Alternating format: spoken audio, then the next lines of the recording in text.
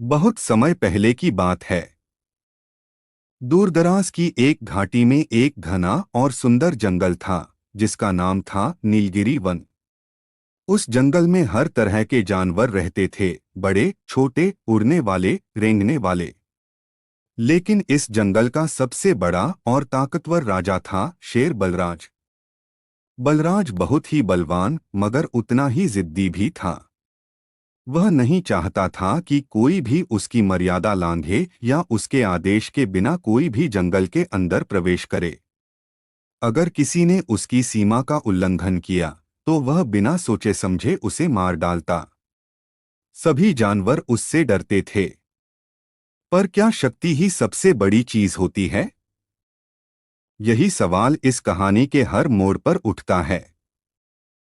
शेर बलराज हर सुबह नीलगिरी के पहाड़ी टीले से गर्जन करता, जिससे पूरे जंगल में उसकी उपस्थिति की घोषणा हो जाती। उसकी गर्जना से चिड़ियां उड़ जाती, बंदर पेड़ों पर चढ़ जाते और हिरण झाड़ियों में छिप जाते। वह हर सप्ताह जंगल की सीमा पर गश्त लगाता और यदि कोई नया जानवर या पक्षी उसे दिखाई देता, वह सबसे पहले उसे डराता, फिर पूछता, क्यों आया मेरे जंगल में? क्या तू मौत मांग रहा है? अगर कोई डरकर भाग जाता तो उसे जाने देता, लेकिन अगर कोई बोलने की हिम्मत करता तो वह उस पर झपट पड़ता। इस डर के माहौल में कुछ जानवर रहना सीख गए थे, जैसे लोमड़ी चंचला, सियार भीरू और एक छोटी मगर चतुर गौरैया चिकी। ये तीनों समझ गए थे कि इस शेर की ताकत से नहीं, उसकी समझ से लड़ना होगा। लोमड़ी चंचला की योजना। लोमड़ी चंचला बहुत चालाक थी। वह जानती थी कि बल से नहीं, बुद्धि से ही बलराज को समझाया जा सकता है। एक दिन वह गौरैया चिकी और सियार भीरू के पास गई और बोली, चंचला दोस्तों, हमें अब इस आतंक से मुक्ति पानी होगी। जंगल सिर्फ किसी एक का नहीं होता, सबका हक है यहाँ रहने का। चिकी गौरैया, लेकिन बलराज को कोई रोक नहीं सकता। वो बात नहीं सुनता, सिर्फ दहाड़ता है। भीरू सियार, मैंने सुना है पिछले हफ्ते उसने एक जंगली बकरी को मार डाला, जो गलती से जंगल में आ गई थी। चंचला कुछ देर सोचती रही, फिर मुस्कुराते हुए बोली, तो फिर अब हमें चाल चलनी होगी, एक ऐसी चाल जो उसे उसके घमंड के सामने आईना दिखा दे। गौरैया चिकी की बहादुरी।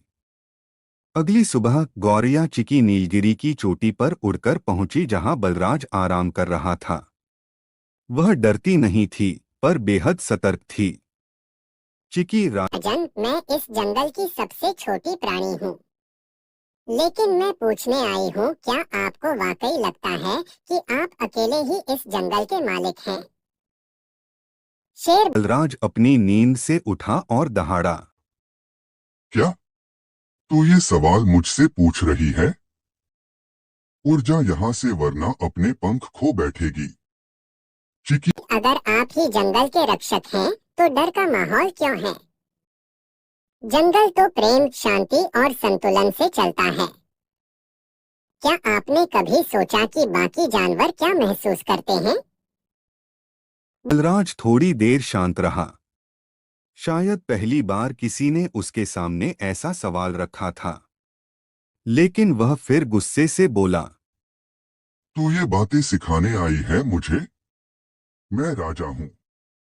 चिकी बोली, राजा क्या वही होता है जो सबका ख्याल रखे, न कि जो अपने डर से सबको झुकाए। एक बार जंगल को साथ लेकर देखिए, आपको असली शक्ति समझ आएगी। बलराज को कोई जवाब नहीं सूझा। चिकी उड़कर लौट आई। सियार की चालाकी। सियार भीरू डरपोक था, मगर चंचला की योजना के अनुसार उसे एक विशेष काम सौंपा गया।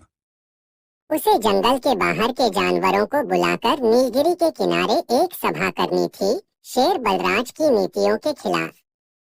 धीरे धीरे खबर फैलने लगी। बंदर, हिरण, खरगोश, बकरी, तोता, कबूतर सब जंगल की सीमा पर जमा होने लगे। वे गाना गा रहे थे, नाच रहे थे और एक नए जंगल की कल्पना कर रहे थे जहां भय नहीं, मेल हो। शेर बलराज को खबर लगी तो वह गुस्से में आ गया। बलराज, कैसे हो सकता है कि मेरे जंगल में कोई सभा करे बिना मेरी इजाजत के? पर जब वह वहां पहुंचा तो पहली बार उसे इतनी सारी आंखें एक साथ अपनी ओर घूरती दिखीं, बिना डर के, बिना झुके हुए। चंचला आगे बढ़ी और बोली, बलराज, हम आपको हटाना नहीं चाहते, हम आपको बदलना चाहते हैं। आपकी शक्ति अपार है, मगर हम सबकी शक्ति एक है। अगर हम सब एक हो गए तो न सिर्फ जंगल बचेगा बल्कि खिल उठेगा। बलराज शांत हो गया। पहली बार उसके अंदर की जिद पर चोट पड़ी थी। उसे लगा शायद वह अब तक अकेला ही सोचता रहा। गौरैया चिकी उसके पास आई और बोली, आपका बल हमें सुरक्षित रख सकता है और हमारी बुद्धि आपको संतुलन दे सकती है। चलिए एक साथ जंगल को बेहतर बनाते हैं। बलराज ने पहली बार मुस्कुराकर गर्दन हिलाई। जंगल की नई शुरुआत। अब नीलगिरी वन में रोज मिलन होता था। बलराज हर सप्ताह सभा बुलाता, जिसमें चंचला सलाह देती, चिकी गीत गाती और भीरू हास्य करता। अब बलराज को समझ आ गया था कि डर से नहीं, प्यार और सहयोग से जंगल को चलाया जाता है।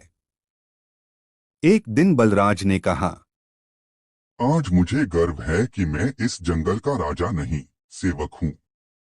पूरा जंगल तालियों से गूंज उठा। चिड़ियों ने उड़ान भरी, बंदरों ने नाच किया और नीलगिरी वन एक नई सुबह के साथ जी उठा। इस कहानी से हमें ये सीखने को मिलता है कि चाहे कोई कितना भी बलवान क्यों न हो, अगर उसमें समझदारी और नम्रता न हो तो वह अकेला रह जाता है। और अगर वह अपनी ताकत को सबके भले में लगाए तो वह सच्चा राजा कहलाता है।